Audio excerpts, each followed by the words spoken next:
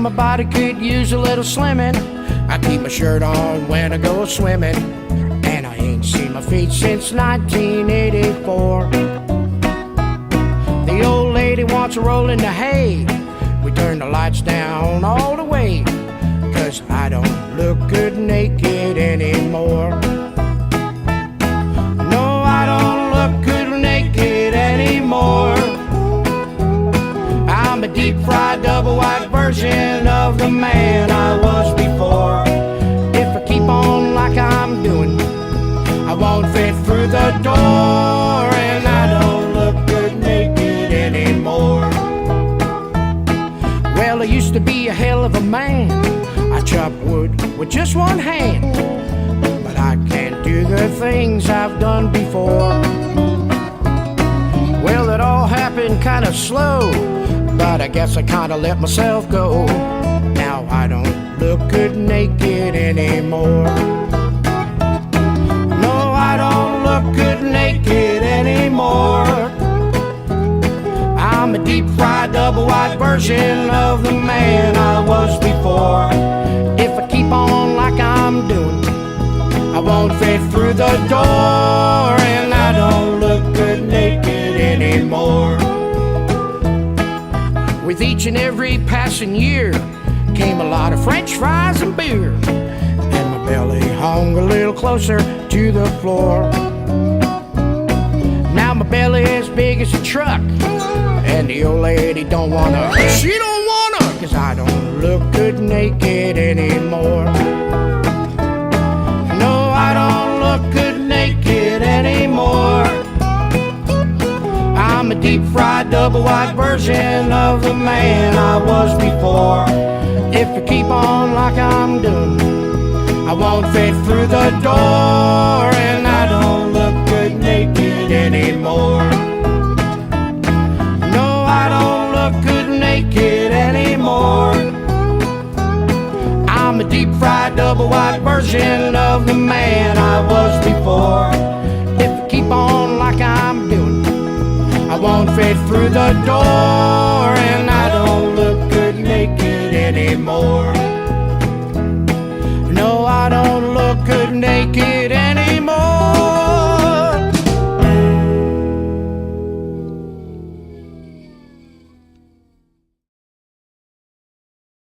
I welcome you all here. I'm amazed that so many people would be coming along and say nice things to me, and I see some out in the hallway still coming. So we're going to have lunch here in a minute.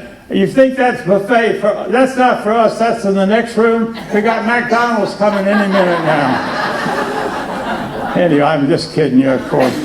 Anyway, I'm glad to see all of you folks. It's really makes. In naval aviation, we used to wear our life jackets, you know, and right up here was a thing called shark chaser. And so when someone says, it gets me right below the shark chaser, that's what that means. That's what this does. This day gets me right below the shark chaser. So anyway, I'm glad to see you here. We got 2 orders of business to do, and then we're going to start eating. And the first order of business is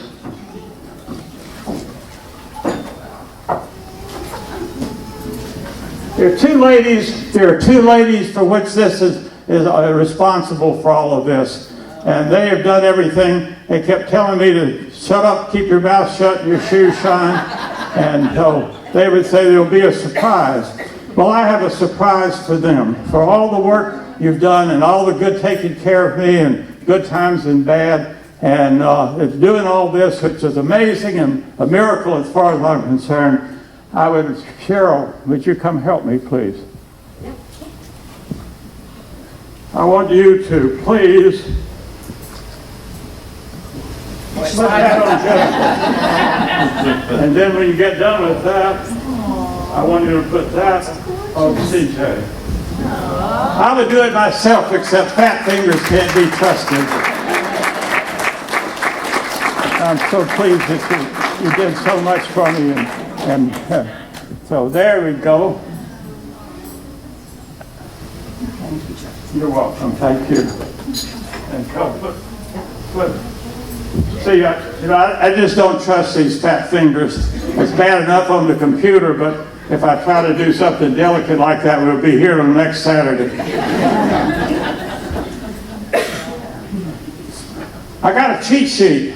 I didn't script everything, but I did make some notes. Okay, so now we're going to start the buffet here in just a minute. Now then, you're wondering who's going to be first and who's going to be last. Well, I got a way to do that too. CJ and Jennifer, stand up, please. But I'm going to go hup, hup, ho, and when I go ho, you put out some number of fingers.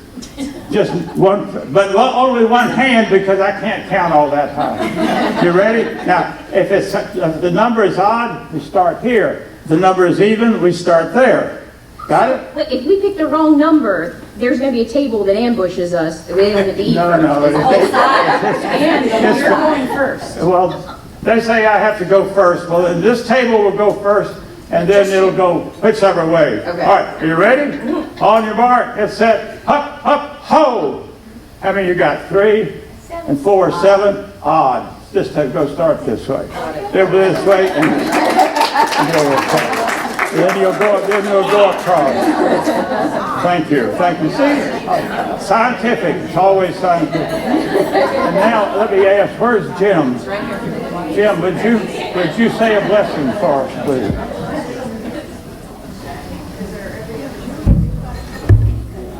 All right.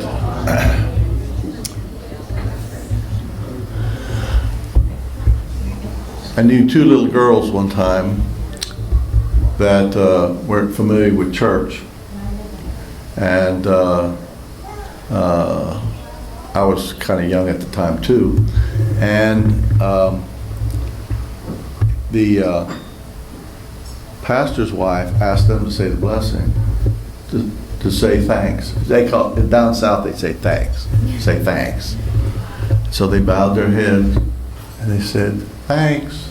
I'm going to try to make it short too. Father, thank you. Father, thank you for Charlie and his 90th birthday. I appreciate him so much, the friendship that he's shown me over the years.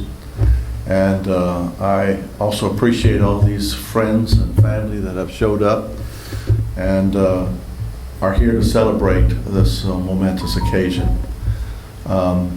Thank you for this venue, and thank you for the food that we're about to eat. May it bless our bodies, even as Charlie has blessed us in our lives.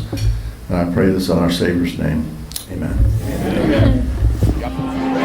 Okay, everybody get enough to eat? Yeah! Well, now that I've fed you, you have to listen to me. You didn't know that was part of the game, did you? Well, anyway, I still feel you guys are really doing wonderful for me today.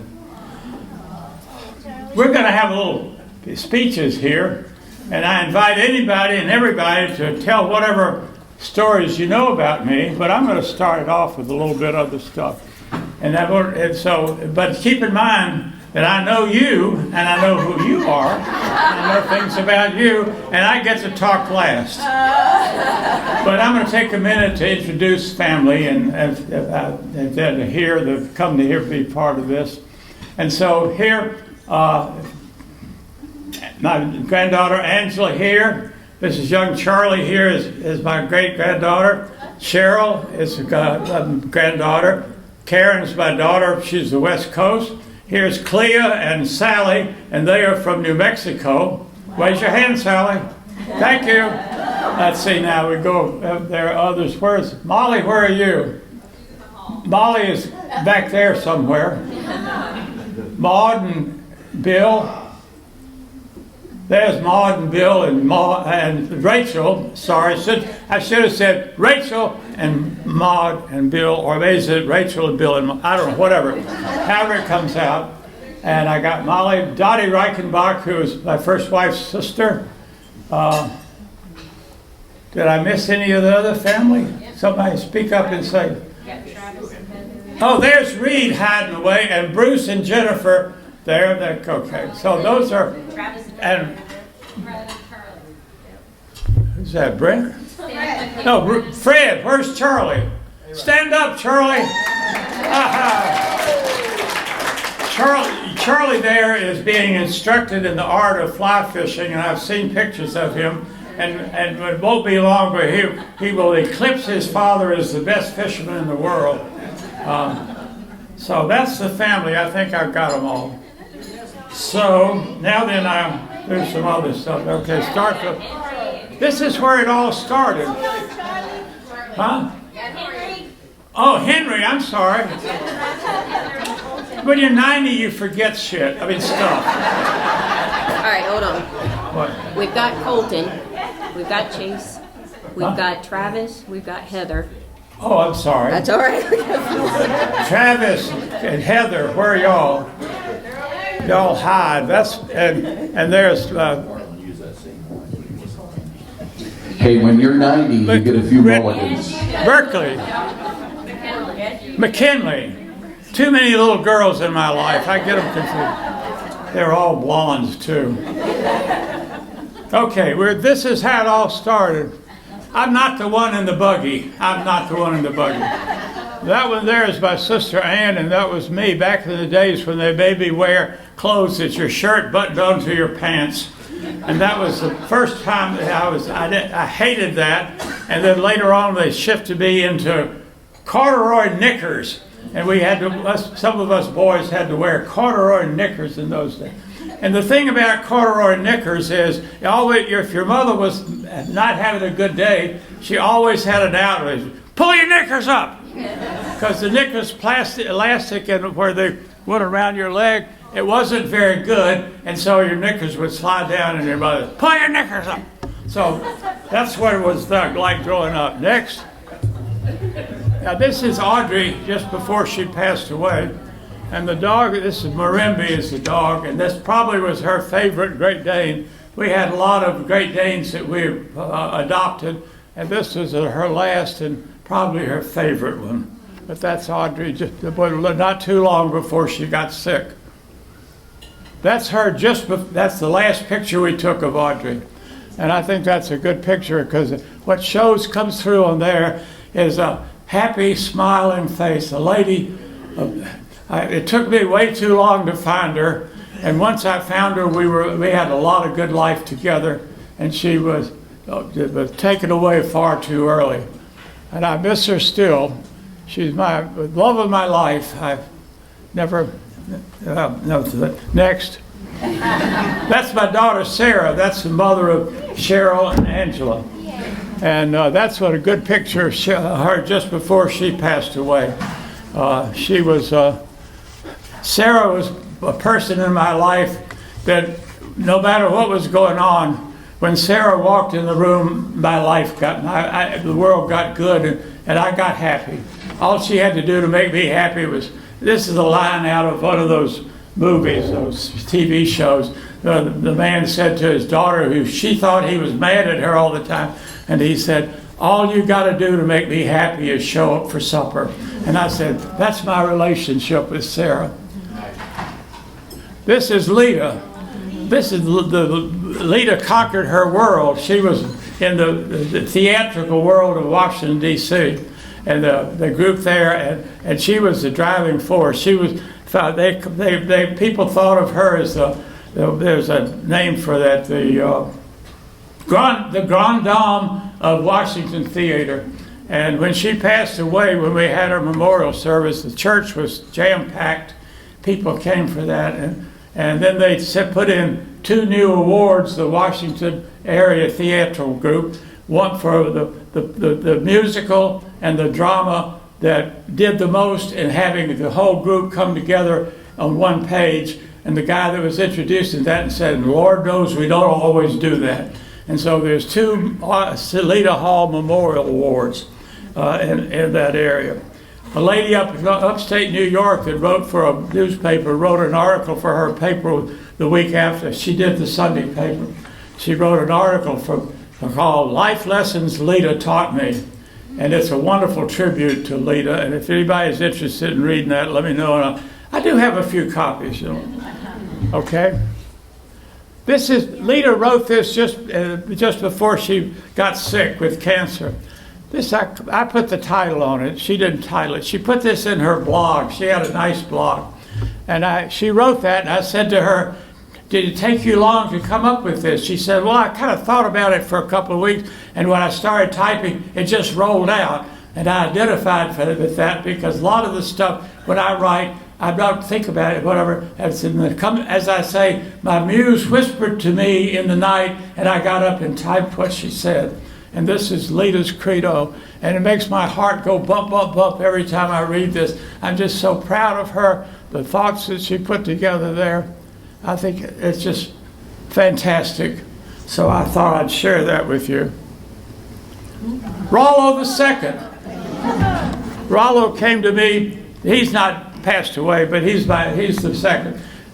He came to me because my friend Jennifer's son had this, and they had long working hours and said he was a needy dog, and they looking to rehome him. I said, well, I'll try him for a week. So they brought him over on a Saturday and left him, and 3 strips of bacon and a sleepover. He was Robbo, and he's been with me ever since.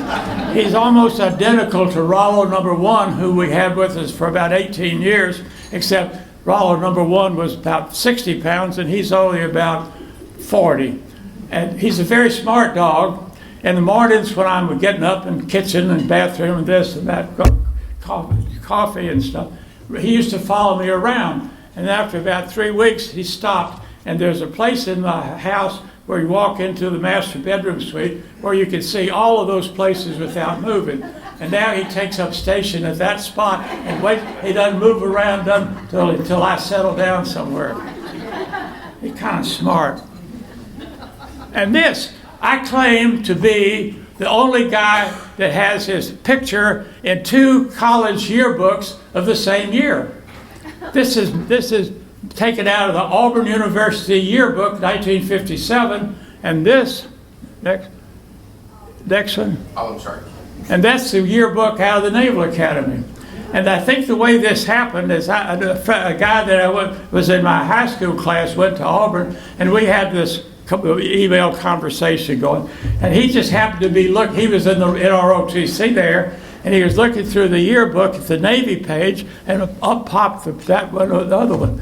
That's me in Hamburg. We had rented a car and were driving around and on the roads there. That's the little VW.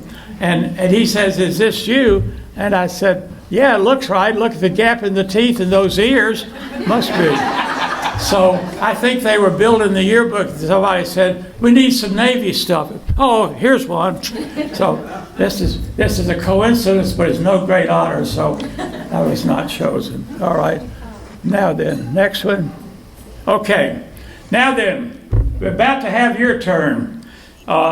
Oops, in my bag,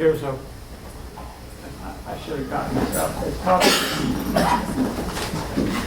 No, it's in the front here.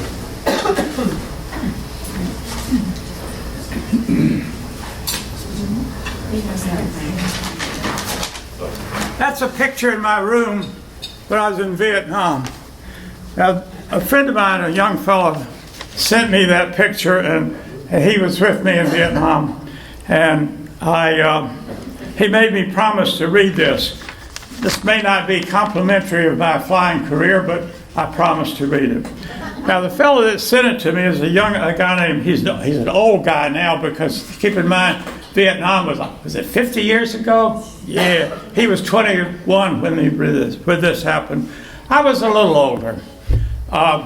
So Brian, his name is Brian Bazell, and I took him under my wing when I went at a point. Now, the background on Brian is that he went to Georgetown University, and someone dared him to interview for a job of a butler at the White House.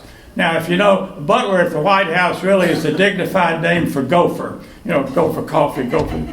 So now Brian was bold as brass and was imbued with all kinds of confidence.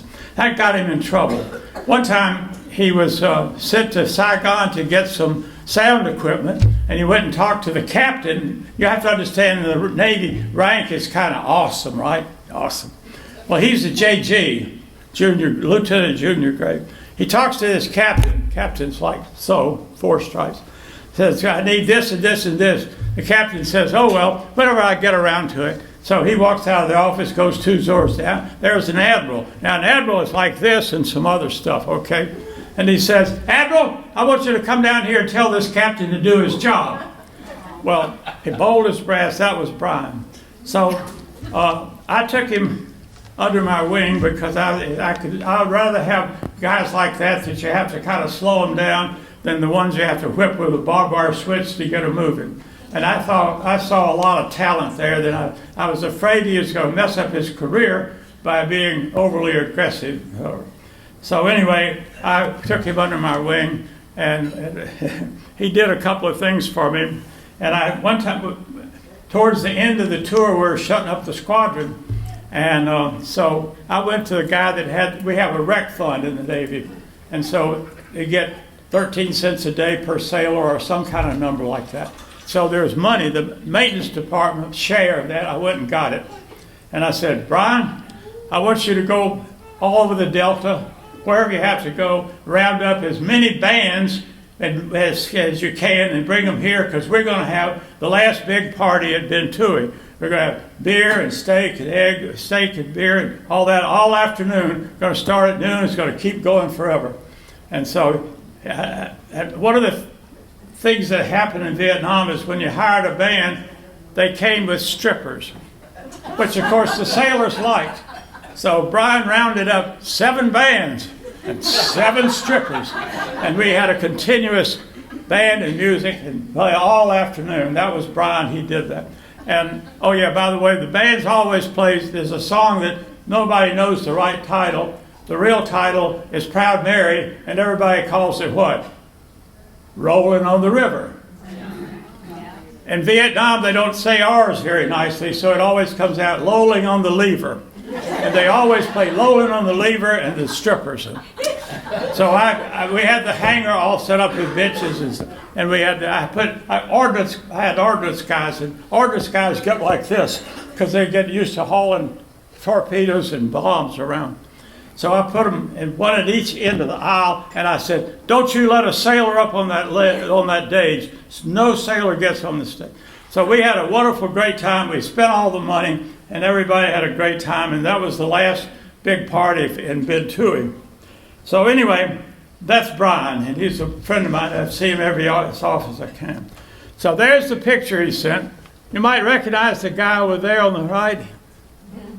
He kind of looks like he's wondering what the hell's going on with all. And look at all that booze. We were having a party, and all these people, I was going to get rid of all this stuff. When people left to come home, they'd give away this booze and stuffed chocolates and whatever they had, and a lot of it was winding up in my room. And I said, well, I'll give a party and get rid of it all. So I gave a party, and people said, oh, and they came and brought more. So I wound up at the end of the party with more than I started with. Anyway, here goes his story. My favorite story about you, promise you will read it. When I came back from Det 6, you asked Captain Mulcahy that I be assigned to you in maintenance. 2 reasons: to keep me out of trouble, and second, to write up the squadron for a presidential unit citation. Very rare in the Navy, and we did get it. He wrote it up. But we were also in the flight schedule flying logistic missions together, but not gunships. I flew gunships earlier. On one such mission, we came under fire from the Viet Cong after dropping off supplies at an outpost. Since we were a logistic helo, we did not have rockets or miniguns, only the air crewmen with an M60 machine gun, and they began shooting out a boat back inside the gunners. When they had exhausted their ammo, I was sitting in the left seat, he was flying, I was the co-pilot, flying the co-pilots. You decided to engage the enemy with your personal M16. You know what an M16 is? Rifle, assault. You gave me the control of the aircraft and had me make a left turn so I could shoot at the enemy out the door. But I began firing your weapon in the automatic mode. I got target fixation. You know what target fixation is? you're shooting at something and the world changes and you're still looking that way, you're fixed on the target. Quickly shot up the helicopter's skid. Oops, what do we do now? We have to land the aircraft, and how do we explain the damage to the skid? And he says, and you are the maintenance officer, perhaps you can remember what you told the XO and then the skipper. Well, I thought about it on the way home. And I well, being a sailor, naturally, first instinct is to lie my way out of it.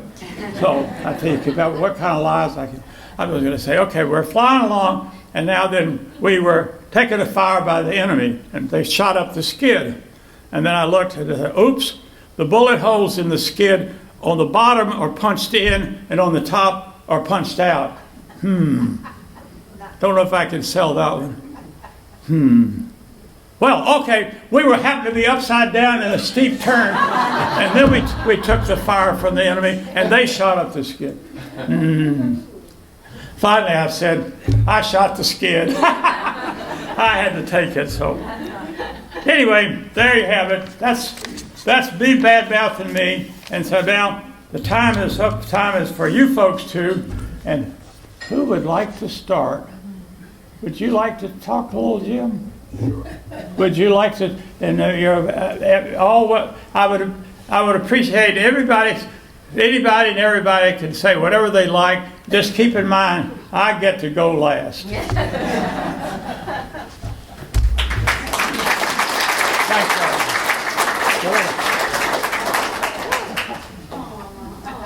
I'm under his wing, too.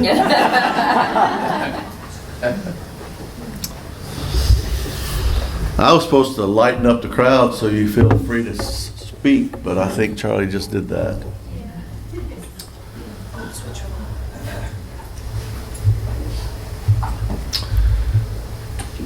Some of you know my past, and you're probably afraid I'm going to stay here about 30 minutes, 45 minutes. But I'm not, I promise you. But I do have 3 points to my sermon. Point number 1, happy birthday, Charlie.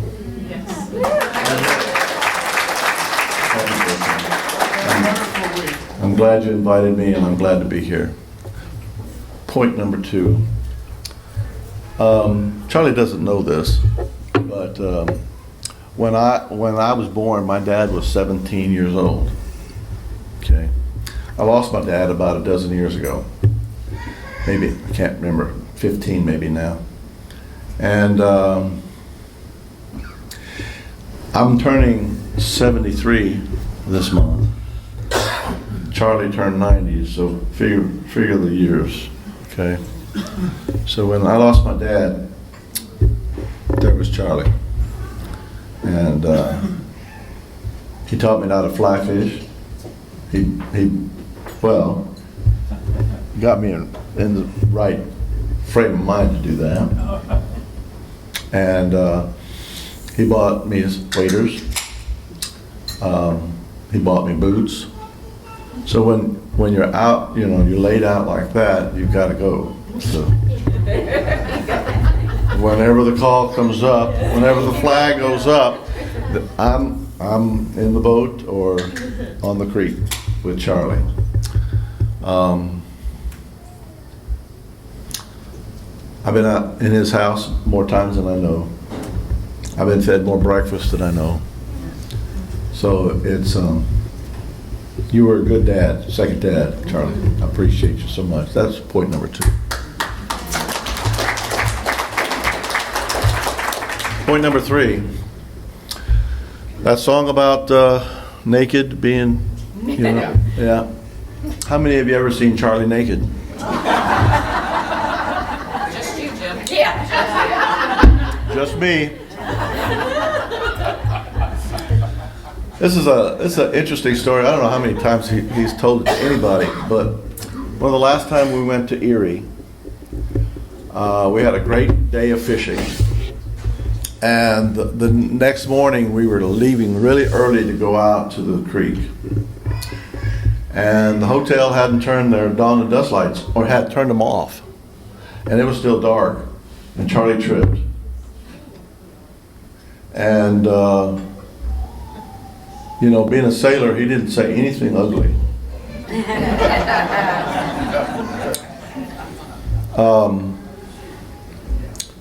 By the way, the other connection that we have, this is point 2A. I was a grunt and he was in the air. So we had that kind of common bond as well.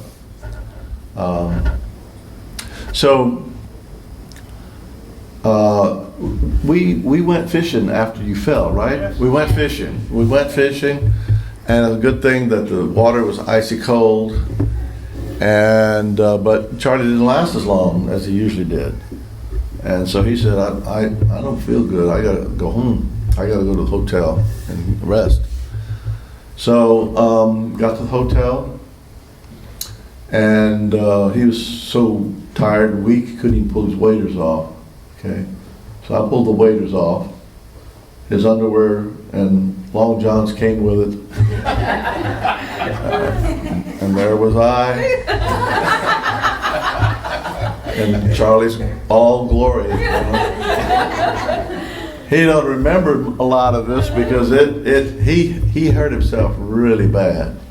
I must have poured maybe a quart of blood out of those waders. It was that bad. And he had been fishing, and and I was a medic in the service, so I did what I needed to do to stop the bleeding, and then I convinced him to go to the ER. Worst mistake I ever made. Because there was two maybe doctors there that didn't know diddly what they needed to do with a wound like that. They needed to pack it and send him home. That's what I had done already, packed it and put a compress on it. And they took it off and they said they're going to stitch it up. And he let them do it. And I'm cursing under my breath that that's not what they should do with this kind of wound. And he let them stitched up. And not a disagreeable word came out of his mouth. And I think it was 2 months of doctor's visits after we got home to take care of the mess that they had made. Okay. All to say that he's one tough bird. Right? He is one tough bird. And to make 90 is my dream.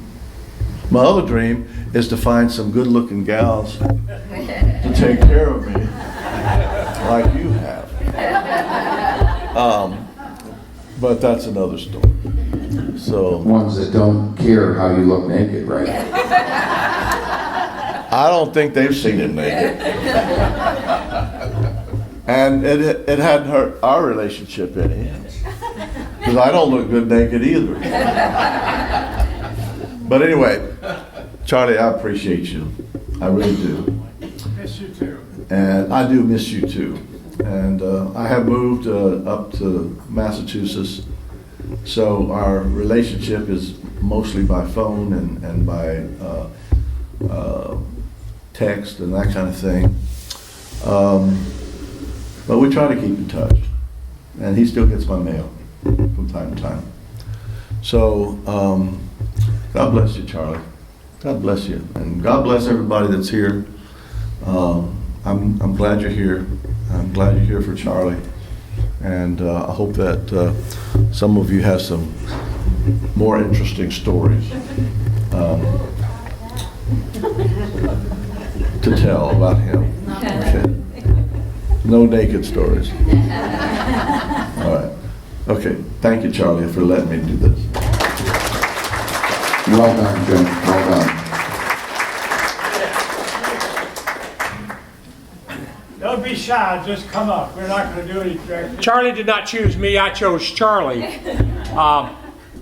We were living next to this house that I'm out one Sunday, and these couples walking around the house. It was for sale. Well, you want to choose your neighbors. Well, they looked reasonably nice. Audrey had a nice smile. So I went over and introduced myself, and he said, "Hi, I'm Charlie," and he retired from the Navy. I retired from the Air Force. But Audrey was so nice. And so, you know, I told them all about the neighborhood and how nice we were and all that. And Charlie and Audrey and Marimby, and you had Chevy then, didn't you? Moved in and was our neighbor for 22 years. And during that period of time, we got to know them extremely well. And the fact that Charlie, on more than one occasion, saved Cindy and I, because when we'd have these giant deep snows, Charlie would call and say, cornbread and beans on the stove. So we would trudge over through all that to try to you know, have lunch and not starve like we look like we starved, right?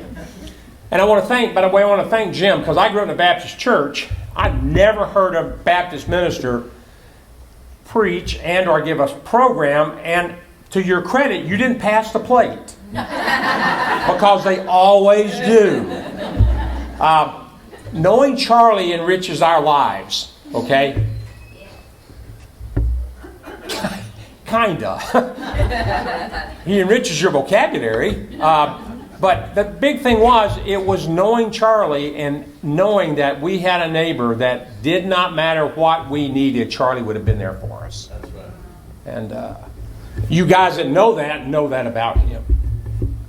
You guys that don't know that, shame on you, because he's that kind of person. But at the same time, I caution you, if you ever go to Charlie's house for breakfast, man, he will make eggs Benedict. He will do great pancakes. There will always be bacon. If he offers you coffee, stay away. He makes it stronger than, it makes it hard, like Chinese arithmetic's hard. You know, he makes it so hard, and he cooks it all day. You pour cream in it, it does not change color.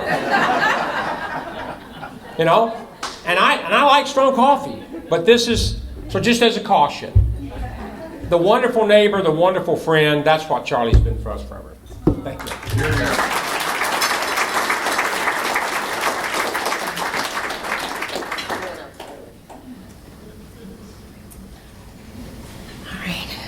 Man, Charlie, 90 years. I mean, this is, yes, absolutely happy birthday. So I'm CJ. I do know most of you. You've become my family. When I adopted Charlie and he adopted me, I adopted all of you as well. And it takes a village. It really does. So I know some of you, I've called and gotten advice, or if it's updates or whatever it is. We've had group messages when Charlie's in the hospital, making sure that everybody knows how he's doing or just progress. And I've just been fortunate to have you in my life. I know he always says that I'm the person that takes care of him. And this is my moment to say how much you've taken care of me. I'm going to try to do this without crying. Audrey and I, which is Charlie's second wife, we went way back nursing. She was my mentor early on when I took a job that she showed me compassion for those with addiction and substance abuse. And I remember sitting beside Audrey and saying things to her like, you know, when they get better and then they come back again, don't you feel like we failed? And she said, we've won because they did come back. And it changed everything about me. And I got a phone call, so I left that job and I kept in touch with Audrey. And she called me one day and she said, what are you doing? And I said, I'm working, and I was working at a job where I was teaching, and I thought that was my passion, that's what I was supposed to do. And she said, I want to retire. Will you come back and run the clinic?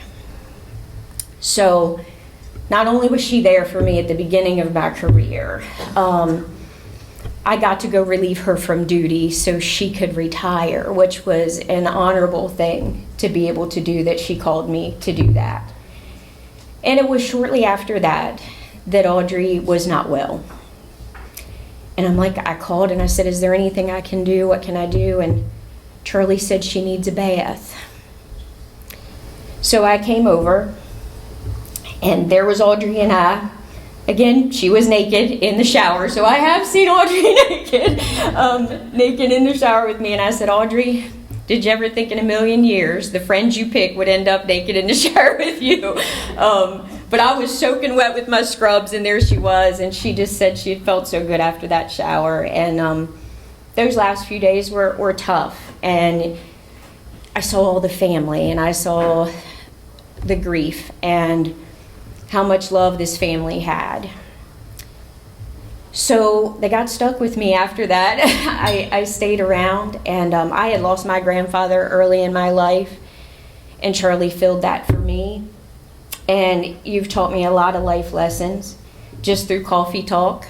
Again, the coffee, you're not lying. I mean, you're not lying about the coffee, but sometimes you have to say, has it been there? Did you make it yesterday or did you make it today? And we heat it up. But if you don't know where the plate of bacon is, I'm not telling you. Everybody should know where the plate of bacon is in his house. So Charlie taught me another lesson with life. He said, as I went through a lot of changes and my kids getting older and empty nest, and I went through a divorce and I went through a lot of things in my life, he said, you got to learn to let people love you the only way they know how. It may not be the way you want them to love you, but it has to be enough. And I stopped and thought about that for so many moments in my life where when my expectations of someone is why didn't they? They're loving me the best way they know how, and just accept it. And that's been life-changing for me. I was able to forgive a lot of people in my life and just be loved the way that they wanted to love me. And Charlie, you are so loved beyond measure. And I hope that we're here on the 100th birthday party. We're going to rock it out. Yeah. Happy birthday.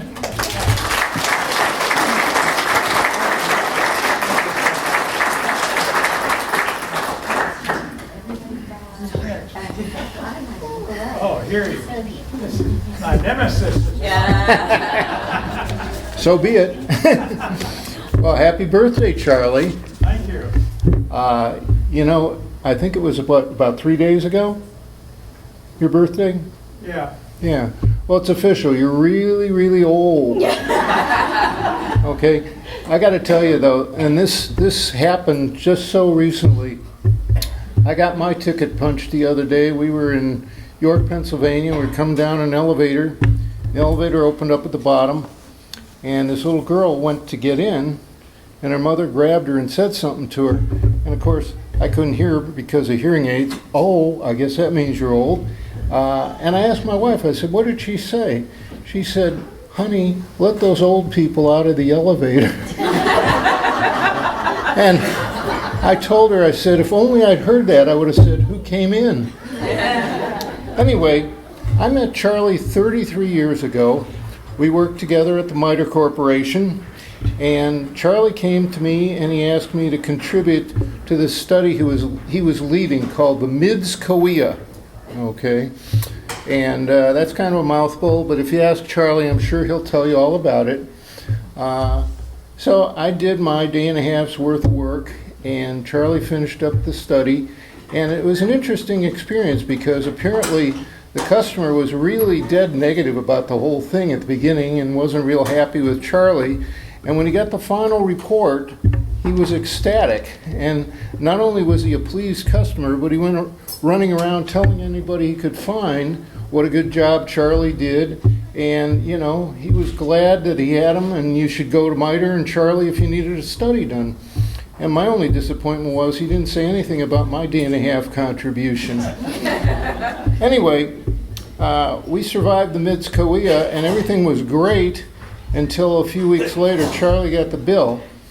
And he got the traditional thing. It would include my salary and overhead. And then there was this other little thing in there called a core charge, which was really just a tax to support the signal processing center, of which I was a member. And Charlie was a little bit peeved about that. And, you know, 33 years later, he still reminds me about that daggone core charge. Anyway, we got to be good friends pretty quickly and realized that we enjoyed fishing together. And so we started going out fishing. And I made the mistake of betting Charlie $1 for the first fish caught and $1 for the largest fish.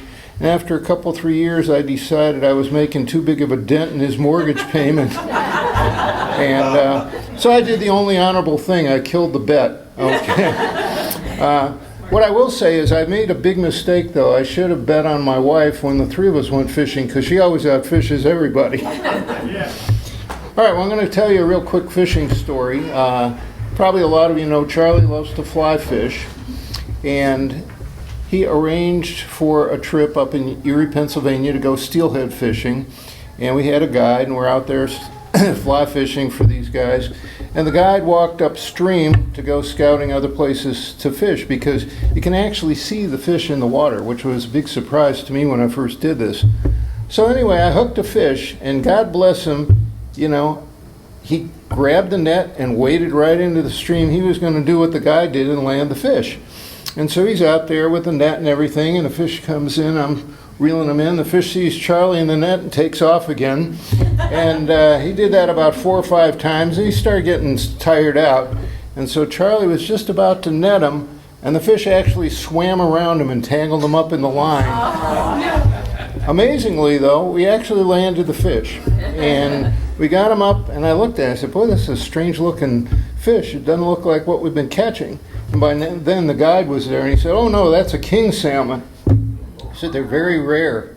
And Charlie's sitting there nodding because he's been jealous of that king salmon ever since. Funny thing is, I'm more impressed with his brown trout, but don't tell anybody I said that. All right, well, our friendship extended beyond fishing, and we've been to each other's houses many times.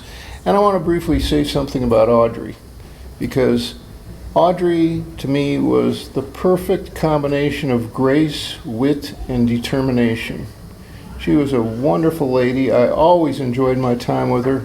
I know you miss her every day. And I know Audrey's looking down on all this, and I just want to tell her how much I enjoyed the time I spent with her.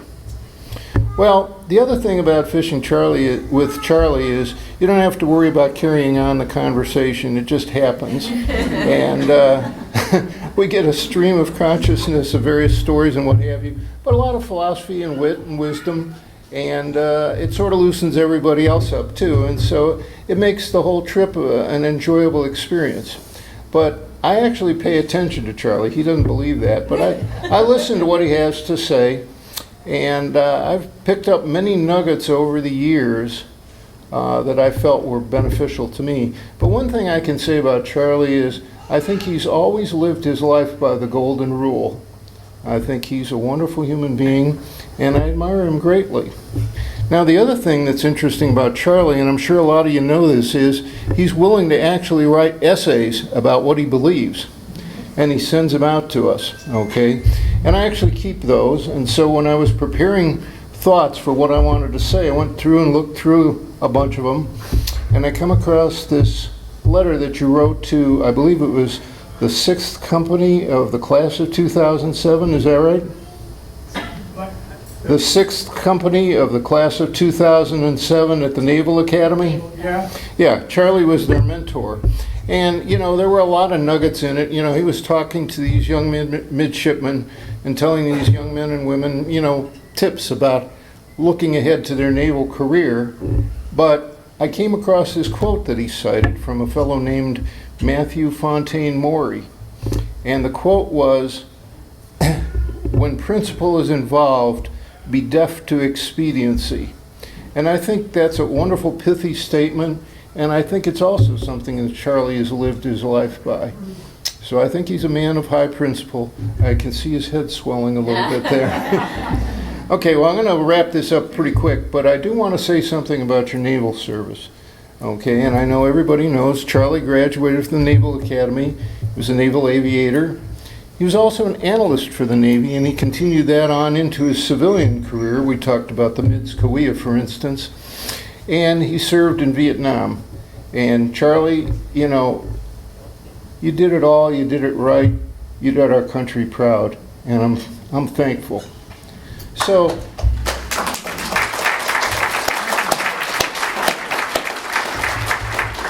I think I'm going to wrap it up. I was trying to give you a few snapshots of our 33 years together. What I do want to say to you is I've enjoyed the time I spend with you. I always look forward to being with you. Looking forward to many more times.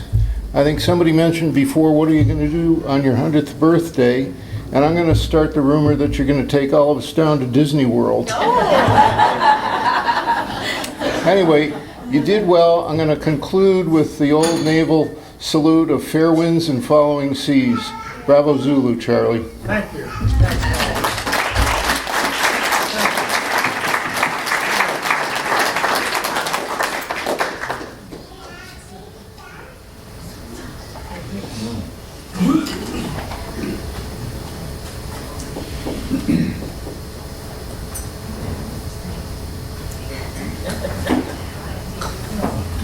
I don't like that smirk.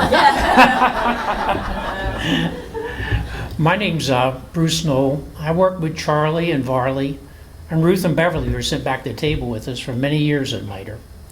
But this story's not about when Charlie was working at MITRE, it was after he retired. So around 2000, the United States was very worried about Taiwan and China, as they are today. And they came and asked MITRE to put together a team to go to Taiwan, evaluate their command control, communications, and intelligence systems, and come up with a plan to modernize them using U.S. technology. So we put together a very large team back in 2000, about 40-some engineers of all kinds from the Air Force, Army, Navy, Marine Corps, and Coast Guard, and worked a couple years on it to put together a plan. One of the things that we quickly realized is we had nobody that knew operations. So how to put everything together to help them operate. So Charlie has a reputation, as Varley mentioned, as being a good writer and a good talker and a good storyteller. He was just the man we needed, but unfortunately Charlie had retired. So we contacted Charlie, and after many negotiations, he's also a good businessman. He squeezed a very high salary out of us per hour and headed off to Taiwan with us and spent several years. Over that period of time, he wrote the operations plan for Taiwan on how to operate their command, control, communication, intelligence system, especially in any potential war against China, with them trying to take over. So one particular time, we were presenting our efforts to basically their chairman of their Joint Chiefs of Staff, which is a very similar setup to the United States. And we had a lot of senior U.S. government officials there, and I think Charlie was in that particular meeting, and so you may not know this, but the chairman of the Joint Chiefs of Staff told the U.S. government that they need to pay attention to what we're saying, especially what Charlie Hall wrote for their operations. So I'm not sure I would pass that on to you, Charlie. Anyway, I retired a couple years ago from MITRE, and at that time my understanding was the Taiwan government is still using Charlie's operations plan and the training that he gave them over a number of years and many trips to Taiwan as their golden rule book and keystone to any potential defense that they have today. So Charlie, I think the U.S. government owes you and Taiwan owes you a big roll of thanks. I very much enjoyed working with you, Charlie. It was a real pleasure. I had a great time working with you and that group. Thank you. A lot of fun. Happy birthday. Thank you.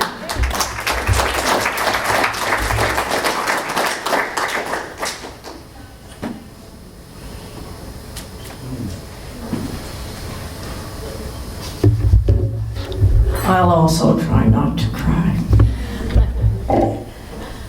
Charlie, happy birthday. Charlie keeps collecting women. He has scooped up my daughter, Jessica.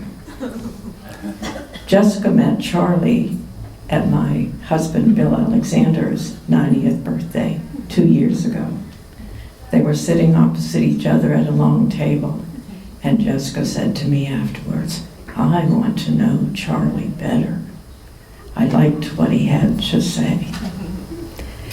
She went to him, she said it, she met him once again, and this is what she said to him: "When you have your 90th birthday, I'm coming." She also was the first one to say to Charlie, "I have to decline." She had a family conflict of her husband's wedding, a family wedding. That's where she is this weekend.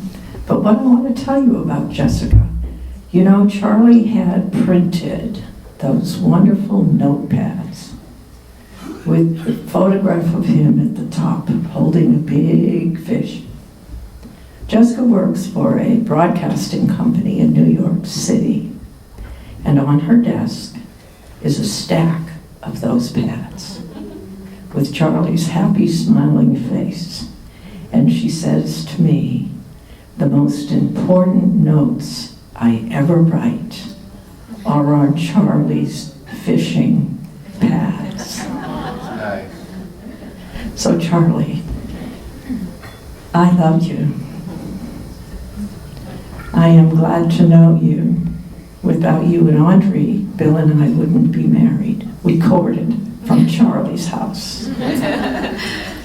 And I am so delighted that you have scooped Jessica up into your heart as well.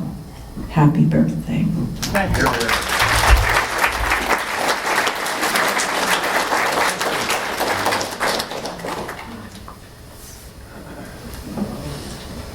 Here comes Peanut.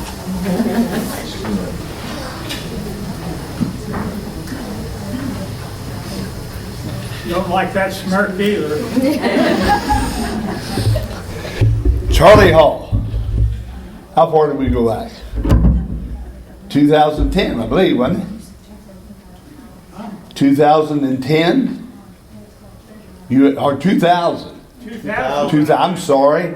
25 years ago. Yeah, You had just come out of Maryland and came to Summit Point. we had just moved here from Summit. Yeah. Yeah. So, but you served on some boards in Jefferson County. And then you called me, and I called you, and I said, if he served on them, he's coming to Berkeley County, look at it. We're going to get Charlie Hall. Let me tell you a couple other things before we get started. Charlie used to take some young people fishing. And he had a young boy that lives out there. Of course, Charlie lives out off Tuscarora Pike. And Charlie would take him out on Saturdays and teach him how to fish. And a little boy told him, he said, Mr. Hall, said, I'm not from around here. Charlie says, where are you from? He said, I'm from Inwood. Charlie and I worked together with the Berkeley County Ambulance Authority from 2000 up until probably 2010, 2012, somewhere around in there. Charlie became president of the board. Bill Alexander also sat on that board. Bill was a great asset to the board as well. But Charlie became president. Well, I was the program manager for the Berkeley County Ambulance Authority for almost 15 years. I served on the board before that, and Charlie became president. Well, then Charlie was actually my boss, because I worked for the board of directors, which was about 7 to 10 people. And you know how board members are. If anybody worked for a board of directors, Charlie Hall was one of the best that ever hit the Berkeley County Ambulance Authority. He was in my office every day. Every day he was just about in my office every day, which was a good thing. Because Charlie laid out a lot of the budget process that made it a lot better. Charlie and I was involved in purchasing property through the Ambulance Authority, remodeling property for the Ambulance Authority. Charlie and I served on several boards. We served on a board called TSN and regional boards, which met in Romney, West Virginia, in those areas, and Charlie and I used to travel to there. Charlie served on, of course, the Democratic Party, and I think he still does. He served on the executive committee, and I think he now serves also on the Pan-Tram. So, Eastern Panhandle. I'm sorry. I'm gonna follow you now. Nick, you and her don't throw no rocks at me here. But Charlie and I, he run a board, he run a tight ship. We were very close, more so than a boss and an employee. We discussed a lot of budgets at Cracker Barrel and some other places. But Charlie was an outstanding individual. I've seen him go through some hard times. I have seen him go through hard times with the loss of these two girls. I've spent some time at the time that Audrey was sick, and I was there at that when Audrey had passed. Audrey was a super lady, a loving, very loving person. But Charlie is, I don't know what else to say about Charlie except he was a man in integrity, very humble, a lot of pride in the right way. But if I was going to be in a foxhole, I'd want to be there with Charlie Hall. I've seen him fight some battles, going through the process of career staff and volunteer staff that we work through in this county to build a system that is only getting larger and greater every day. But if it hadn't have been for Charlie Hall playing his big part with the Berkeley County Ambulance Authority, they wouldn't be where they're at today. Charlie, thank you, and happy birthday.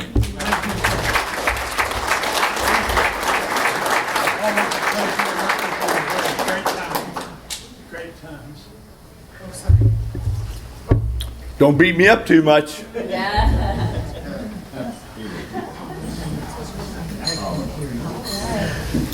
So I had to follow him because he called, I'm the director of Eastern Panhandle Transit Authority, and Charlie sits on our board. When I got hired at the Transit Authority in 2013, I was hired as the marketing director, and my number one job was to rebrand us and walk away from Pan-Tran. So we lovingly call ourselves EPTA as short, but I just want to say I am now the executive director, and in 2013 I was hired as marketing, and I got here because of Charlie. Charlie was very, no, that's fine. Charlie helped me move up within that organization, and he gave me the tool called Mission Critical. And if he has ever shared that Mission Critical with you, it's changed how I run. And Charlie has been my mentor. We got to authority about the same time. So we love you. Thank you. Thank you. So I'm going to cry, so I'm going to go.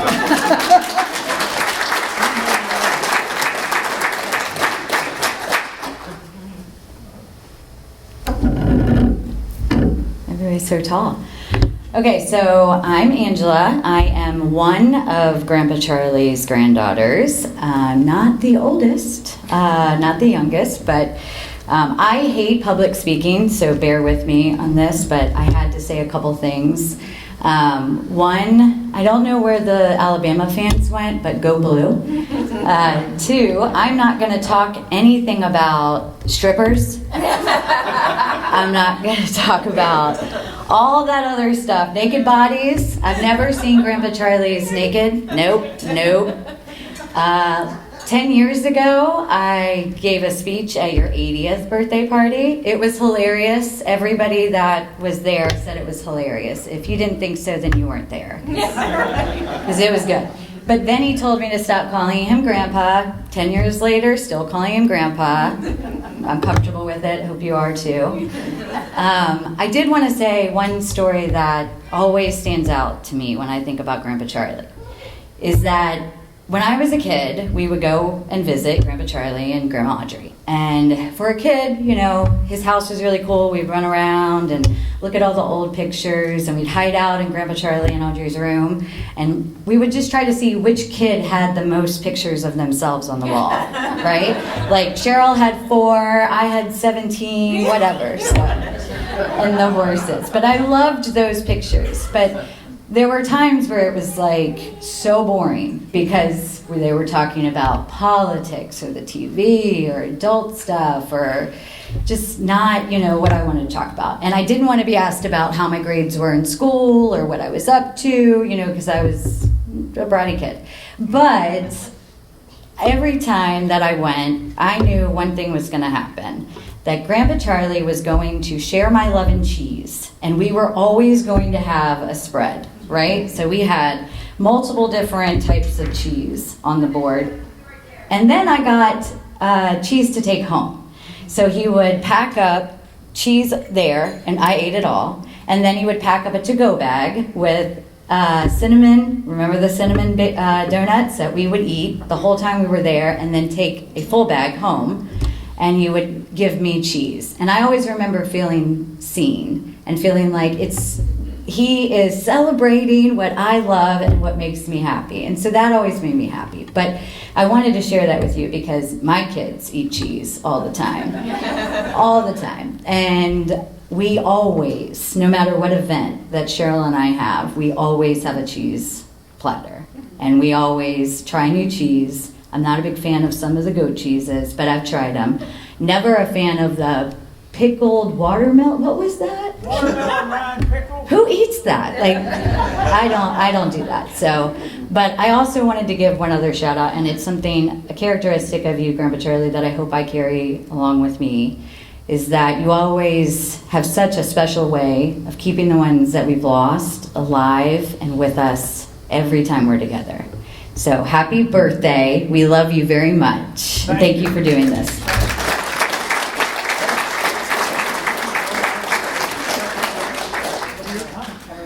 You do whatever I wanna you help want. you. It's Okay. all okay. Hi, my name is Christine. I'm really happy to be here. I'm with a contingent who's here from New York City. We drove down this morning because we wanted to be here with Charlie. I might be one of his newer friends. I've known Charlie about 5 years. I met him through Robin, who is a cousin and relative of many of you in the room. And I have to say that when Charlie came into my life, it was 5 years ago, which if everyone remembers was during the pandemic. It was a little bit of a scary time. But Charlie would come into this meeting. I get to see him every morning. And he brought so much joy and laughter and fun. And even though we never met until today, flesh to flesh, he has become a very, very dear friend of mine. And I can hear through all of the stories that I'm hearing that that's like a common thread in Charlie, right? That he endears himself to us very quickly. And so I just want to say how much I love you, how grateful I am to know you. Charlie, I also have a love of cheese, by the way. And I also have a love of pie and sweets. And so Charlie sends me a cake for the last 5 years, every year on my anniversary. Found my favorite bakery in Brooklyn, orders it, has me go pick it up, and then I get to eat it with my daughter and friends at my home and think of Charlie. So Charlie, I love you so dearly. I'm so glad I'm here today with you. Happy birthday.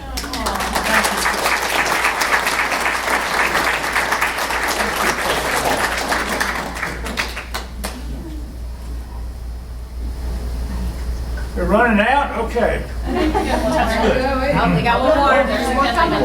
Okay. She just needs some support. So every year for my birthday, since I was like, what, four, he would make me a birthday cake. Whatever I wanted, he would ask me, and he would make it for me. One of my favorites was the kitty cat one when I was like, I think 8. And then he stopped when I was 10. Last year. We missed last year, yeah. Well, 11 then.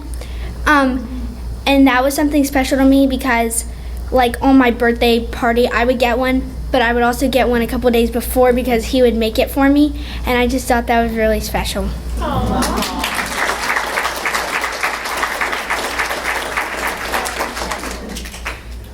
All right, you get to give it back. All right.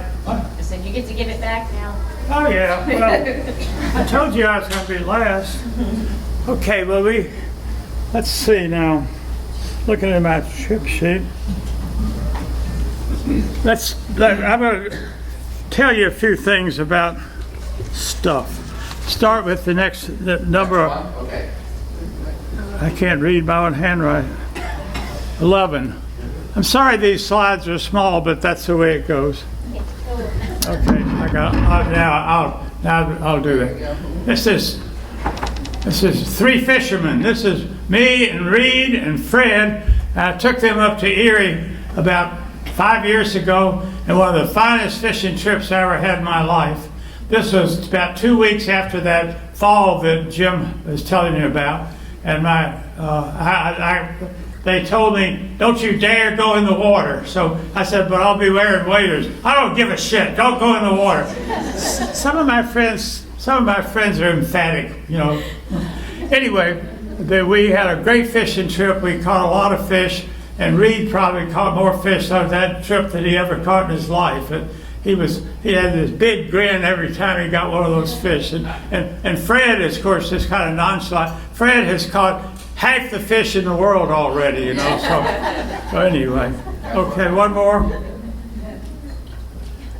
This is me. This is one of the very early great triumphs of my fly fishing life. That's a smallmouth bass, 18 and a half inches in the Shenandoah River. I mean, down near Luray. And I had a guide there. No, I'm sorry. That one's on the New River down South Virginia. And I was so proud of that fish. I fought that fish, and we had to drift downstream with him, and I finally got him in. That was one of my great triumphs. Next one. If you haven't heard about steelhead, that's a steelhead. And that's a sort of a cross between a salmon and a rainbow trout. And man, they are fun to catch. They are, like Varley was saying, you can see them in the water. You wind up you have to use very light tackle, because if they can see the line, they won't bite. It's also known as the fish of 1,000 casts. And they will teach you patience. If you stick around, you will learn patience from those. And I've caught a lot of those, and they're one of my favorites, okay?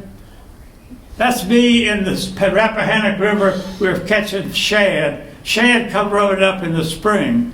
And I always had a plan that the shad start running as the water temperatures increase. And I had this idea we're going to start in Florida and follow the shad all the way to Nova Scotia. I thought that would be a wonderful thing to do.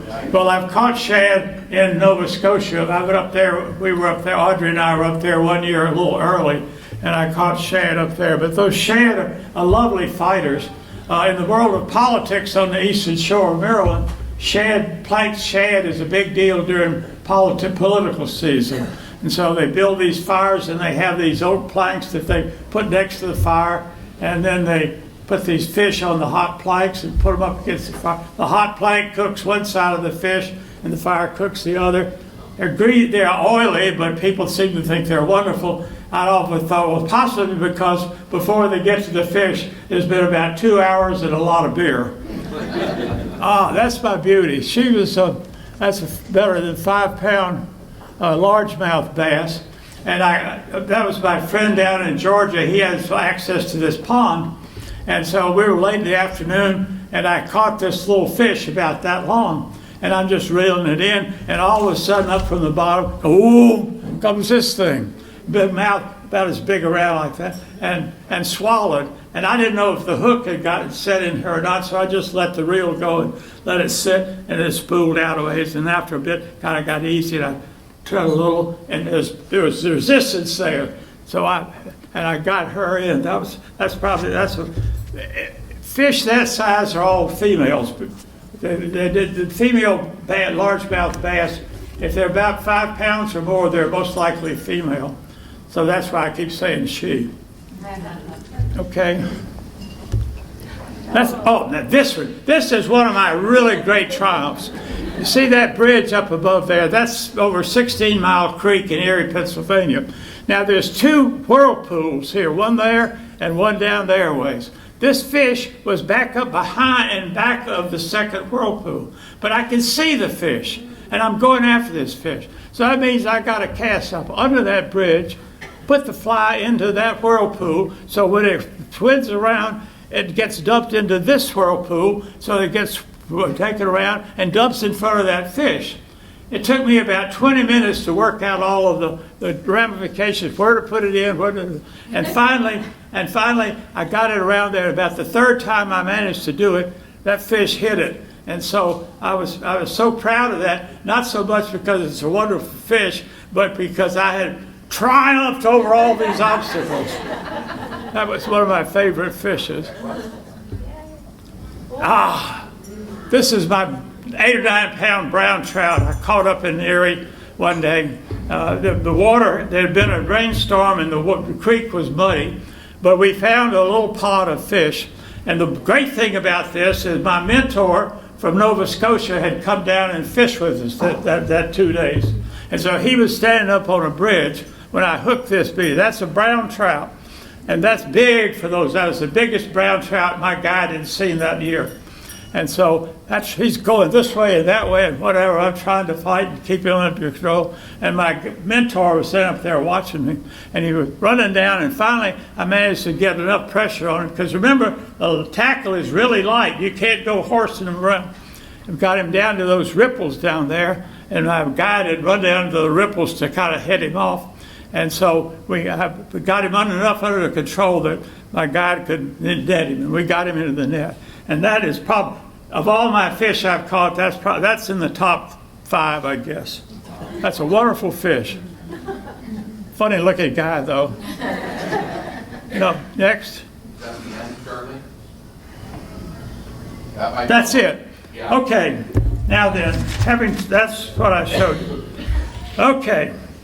That's it. We're good. Now then, the hit of the season. I hope you brought your singing voices, because we're going to sing.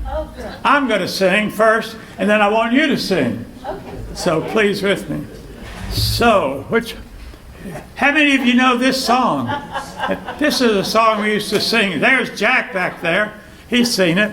This is a song we used to sing after a few beers back in the 60s and 70s. And it goes like this. Can I have iced tea, please? Y'all didn't think I could sing, did you?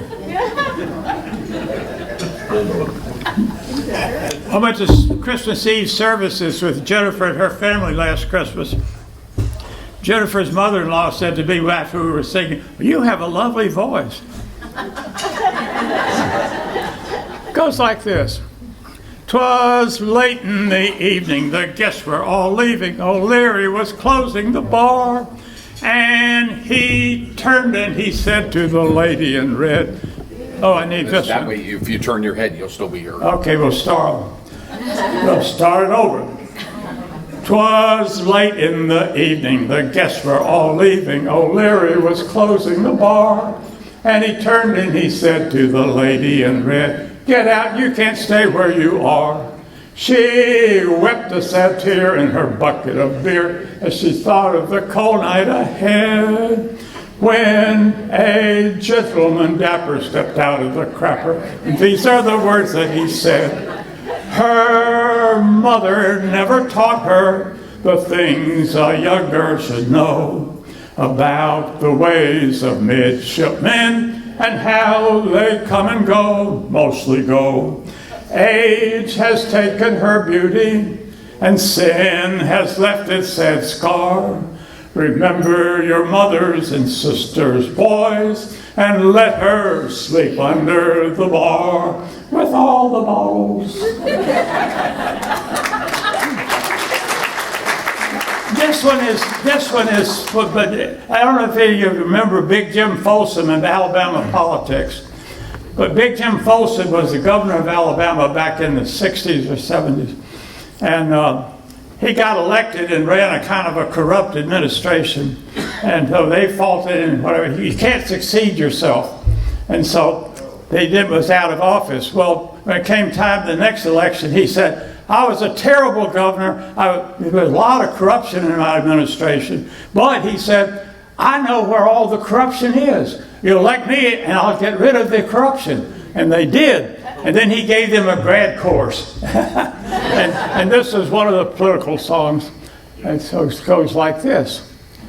She was poor, but she was honest, victim of a rich man's whim. She took a ride with Alabama's Christian gentleman, Big Jim Folsom, and she had a child by him.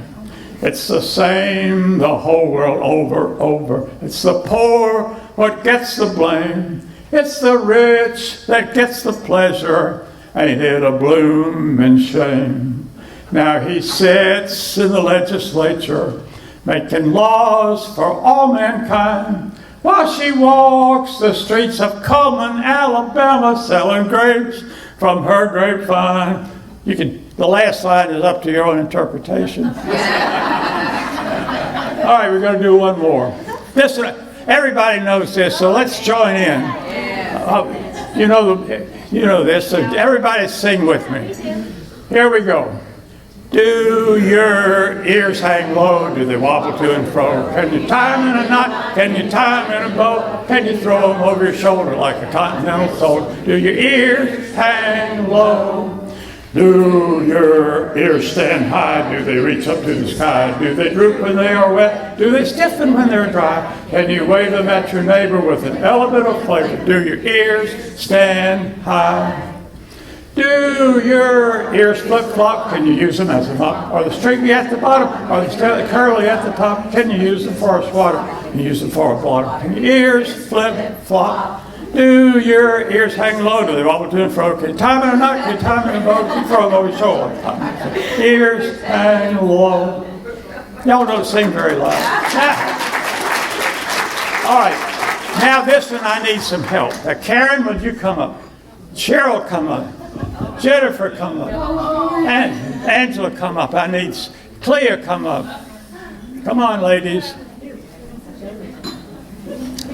Let's see, that's 1, 2, 3, 4, 5. CJ, come up. There's 2 mics, so between them, you should be able to pick everybody up. If you guys get close to this one, well, you use that one, and then they can sing into this one. Can y'all see the words? Come around here. Okay, we got 1, 2, 3, 4, 5, 6, We're 7. backup dancers. We're not singers.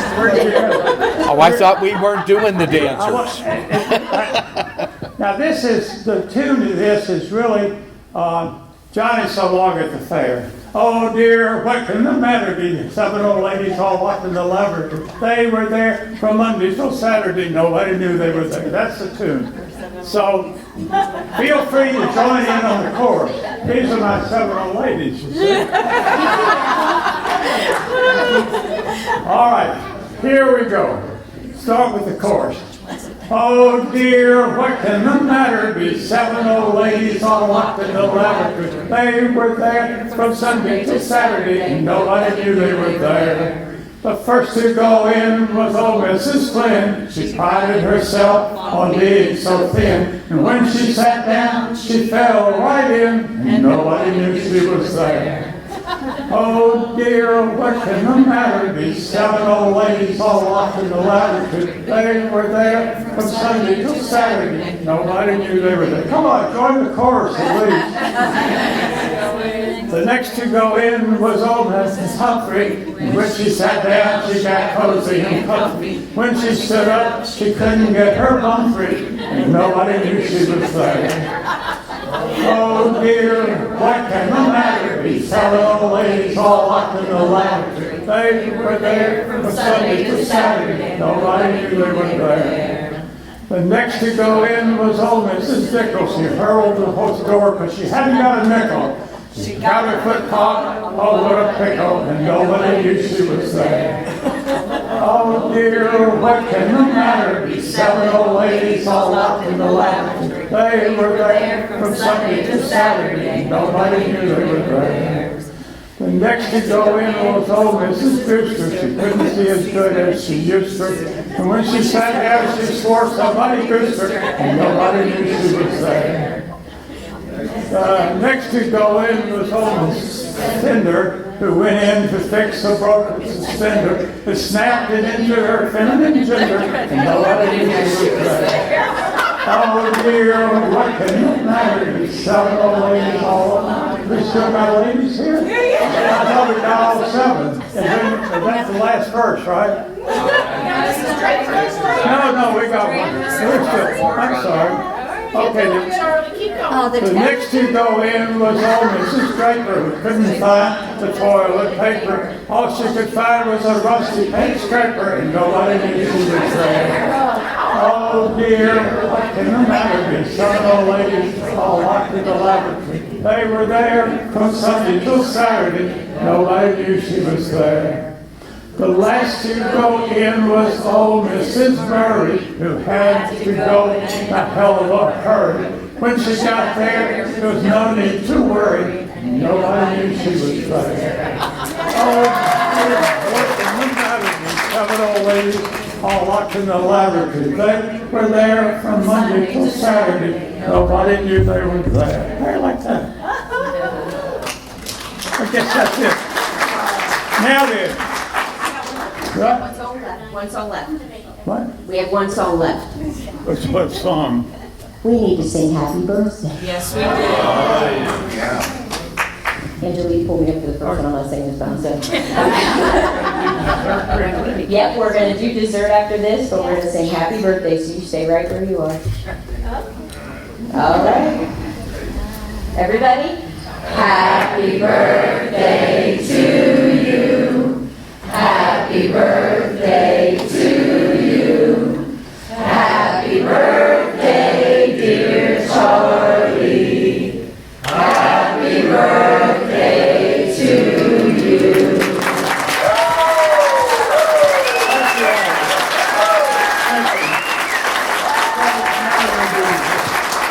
Yes, so if everyone wants to take a quick restroom break, mingle, stand up, stretch your legs, we're going to get dessert ready for everybody, and then we're going to dance. Well, while we're waiting for that to happen, we have one more thing to do. It's his birthday. I can't fight him. So now, this is a real sing-along. You remember the days in the theater when you had between the Saturday afternoon double feature, you had a thing called Follow the Bouncing Ball? This, I would like to do Follow the Bouncing Ball. I'll try. I'm going to do my best. I got the bouncing ball. Yeah, so, you know that this is a kind of a tongue twister, but you can sing it. So it goes, we're off to see the wizard, the wonderful Wizard of Oz. For here he is, the Wiz of a Wiz, there's never a Wiz of Oz. If ever a Wiz there was, the Wizard of Oz. There's one because of the wonderful things he does. We're off to see the wizard, the wonderful Wizard of Oz. You're doing good, you're doing good. We got more. We ain't done yet. Can you do this one? This is one of my favorite songs. Can you do this one?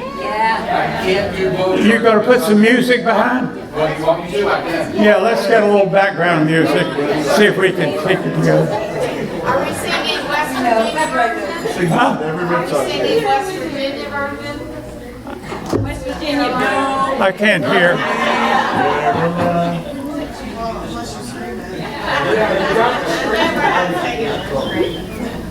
There we go. Okay. All right. Very good. You will have a little music and then we'll start. Oh, you know what? I turned the volume off on that. Give me a second. I'm not used to using their... While they're setting up the dessert. Yep, give me 1 second.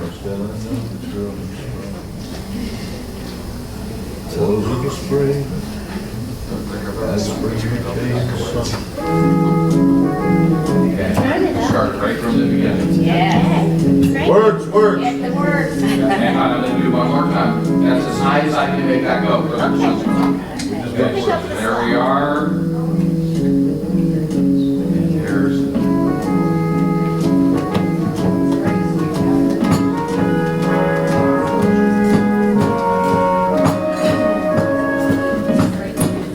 We began.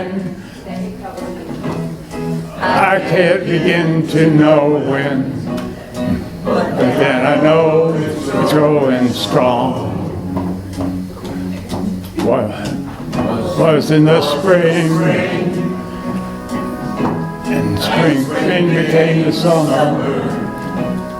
Who would have believed you'd come along?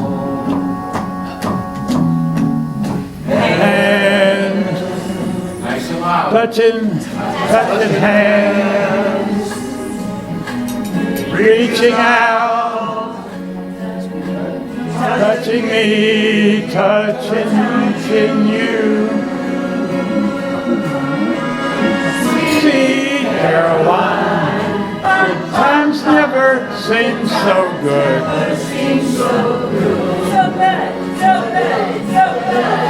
I've been inclined to believe they never would.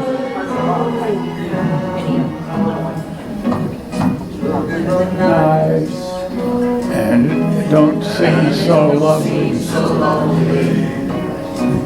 Fill it up with only two.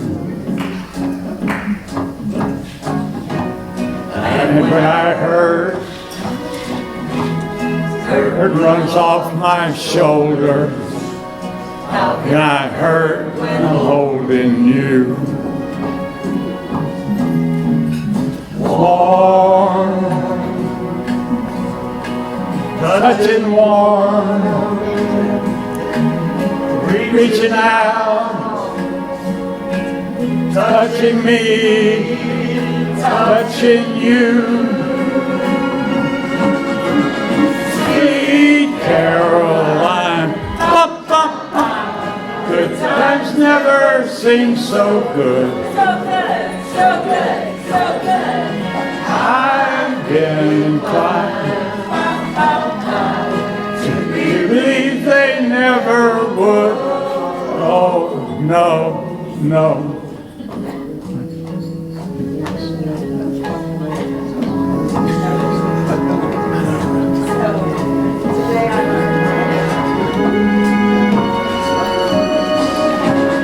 Sweet Caroline, the times never seem so good.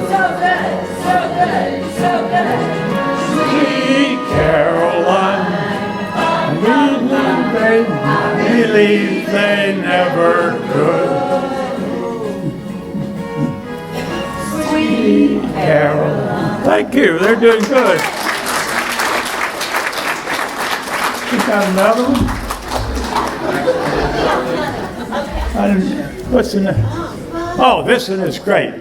While he's singing, please feel free to get your ice cream in the back or cake and pie up here. Yes, please do. This is, I love this. This is sort of a, you got to join on this. If you haven't heard this one, if you're too old, too young to remember it, you're going to get indoctrinated. Let's. You want me to play the next one through this? Yeah, the next one. Let's go to cover the Rolling Stone. Yeah, but you want it louder? Huh? Do you want it louder? No, no. All right, hang on, 'cause I'm going to switch over. That's the way you did. That's fine. Yeah.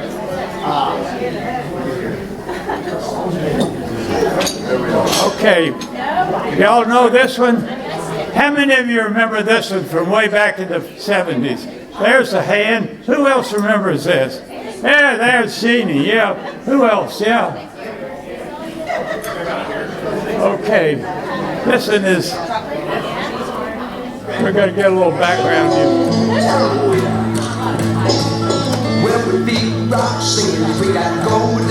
Fingers and we love everywhere we go.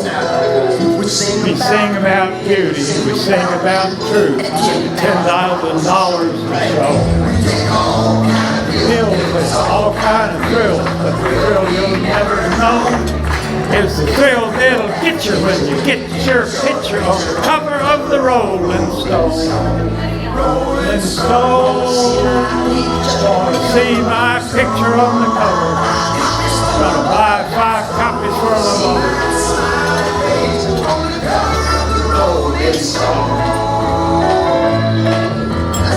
Roll on, we need to. I got a freaky old lady named Cocaine Kitty. Reuters on my jeans.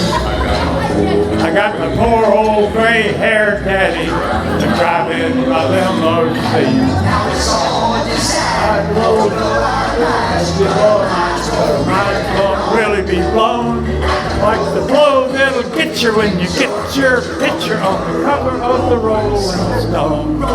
See my picture on the cover. 5 copies for my mother. Cover of the Rolling Stone. Got a lot of old DNA. Do I do anything we say? We got a genuine Indian guru teaching us a better way. We got all the friends that money can buy. You never have to be alone. And we keep getting richer, but we can't get our picture on the cover of the Rolling Stone. So we never have to be alone. And we keep getting richer, but we can't get our picture on the cover of the Rolling Stone. Rolling Stone. See my picture on the cover. Smiling face on the cover of the Rolling Stone. Cover of the Rolling Stone. How you doing? You having a good time?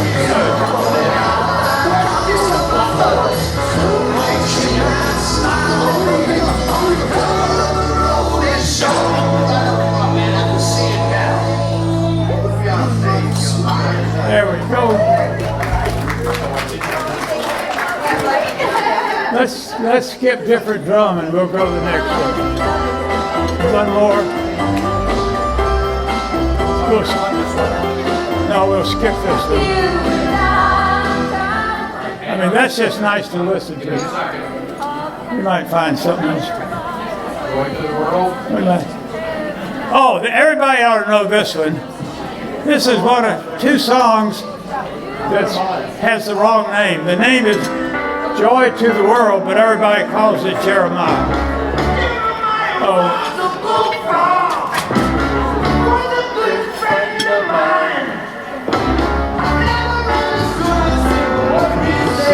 But I helped him drink his wine. Joy to the world. All the boys and girls. Joy to the fishes in the deep blue sea. Joy to you and me.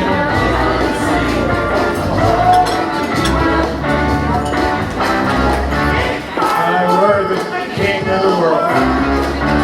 Do what I do. Throw away the cars and bars and mostly to you. To the world, all boys and girls. Joy to the fishes in the deep blue sea. Joy to you and me. You need a little help. Huh? You need a little help. Yeah, I'm done.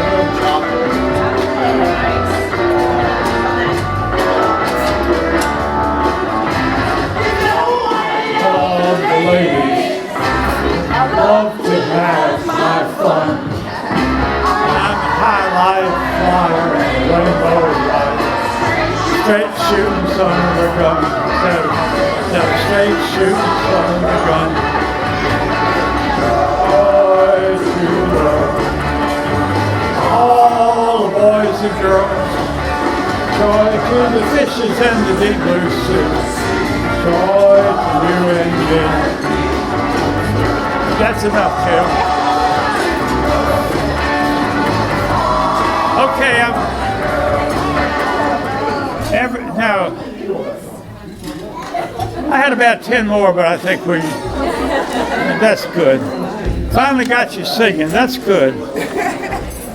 He can just play some music. Huh? He can just play some music, right? Just have him play some music. Yeah. Yeah, just tell him some background music. See, some of y'all are too young to know. What you got? Cherry, apples, chocolate.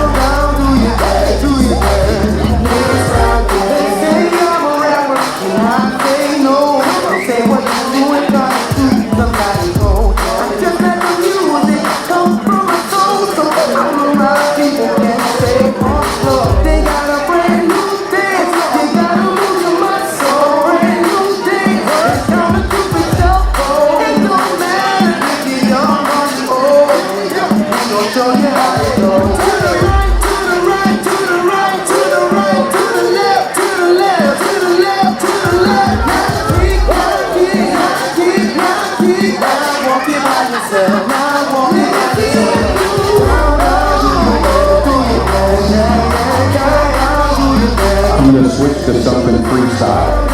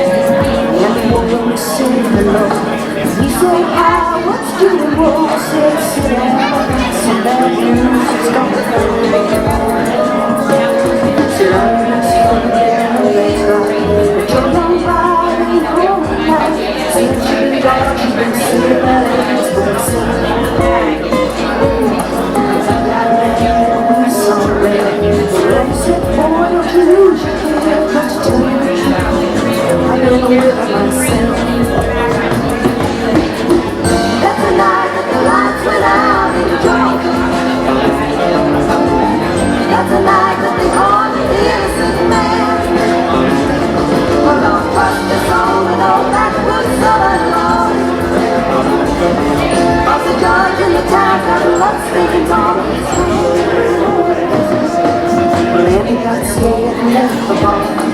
Walking on home cause I didn't get far. See, Andy didn't have many friends and he just lost a lot. Brother thought his wife must have left town. So he went home and finally found the only thing Papa had left him, and that was a lot. He went off to Andy's house, slipping through the back woods by his mouse. Came upon some tracks too small for Andy. Screaming at the back porch door, and he saw Andy lying on the floor in a puddle of blood, and he started to shoot. The Georgia patrol wasn't making the round, so he fired a shot, took the flag him down, and I took the chair back his guard and said, why'd you do it? Judge said guilty in a make-believe trial, slapped the sheriff on the back with a smile, said, suckers waiting at home, and I gotta get to it. That's the night that the lights went out in Georgia. That's the night that they caught the innocent man. But don't trust your soul to no backwoods southern boy. Cause the George in the town's got bloodstains on his hands. Well, they called him my brother with a license. The tracks he saw while on his way to Andy's house, and late that night were mine. This cheap wife that never left town, and that's one brother that'll never be found. See, her sister don't miss when she aims her gun. That's the night that the lights went out in Georgia. Oh, oh, oh. That's the night that they ordered the innocent man. Oh, don't trust your soul and all that good southern love. Cause the George in the town got bloodstains on.